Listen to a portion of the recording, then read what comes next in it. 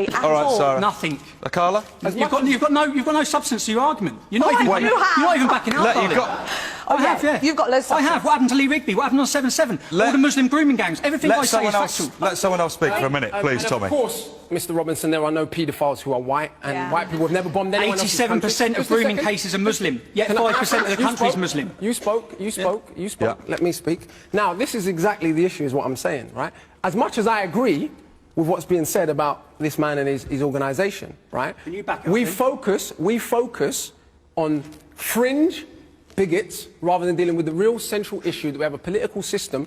I can't count how many times I've read the Daily Mail or some other paper, not that I read these rags, and it says, Pakistani man does blah. When Jimmy Savile is convicted or something comes out about him, is his ethnicity or his religious beliefs put forward as the primary reason for him committing an offence? No. But we can...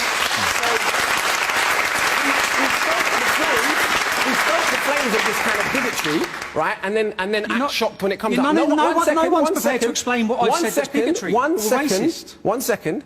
For those who don't know, Baghdad was the intellectual, cultural centre of mathematics and art and science about 1,000 years ago for quite a long time. No one blames Islam for that. So negative people who happen to be Muslim, yes, of course, it's your religion that causes it. But if you pioneer mathematics and science and introduce algebra into Europe and the guitar and coffees and lemons, that's not because you're Muslim.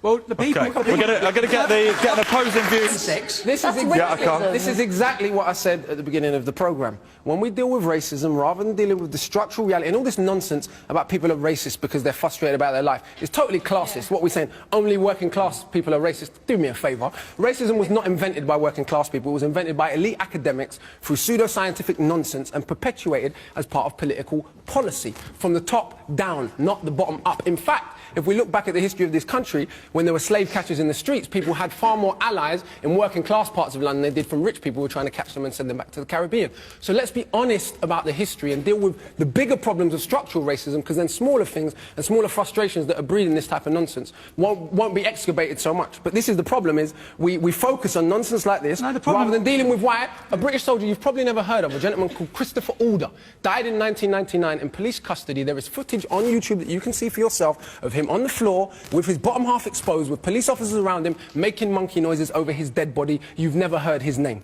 Why?